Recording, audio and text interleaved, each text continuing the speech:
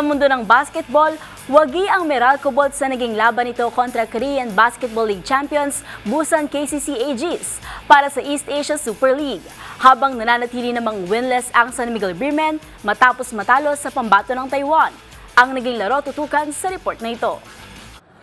Nakuha ng Meralco Bolts ang panalo sa naging laban nito kontra Korean Basketball League champion Busan KCC Aegis sa East Asia Super League Home and Away Season 2 noong Miyerkules sa PhilSports Arena. Isang nail-biting victory ang nakuha ng Bolts with 80-81 final score, with import Akil Mitchell to the rescue matapos makapagtala ng 33 points, kung saan 11 rito ay nagmula sa final quarter on top of 22 rebounds. Early in the fourth quarter, lamang pa ang Meralco with 72-63 bago tuluyang makabalik ang Busan sa kanilang laro at makalamang ng 3 puntos with less than a minute left sa pangunguna ni Leon Williams. Pero agad tumugon ng 3 points si Bong Quinto to tie the game.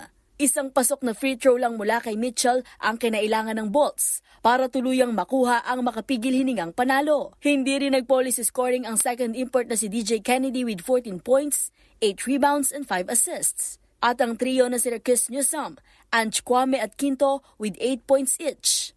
Dahil sa panalong ito, makakaabante na sa 2-1 standing ang Meralco sa Group B, habang nananatiling winless ang Busan with 0-2. Samantala, sa ibang laro, bigo ang San Miguel Beermen na makuha ang una nilang panalo sa tournament matapos ang 101-85 loss sa Taoyuan Taoyuan Pilots ng Taiwan.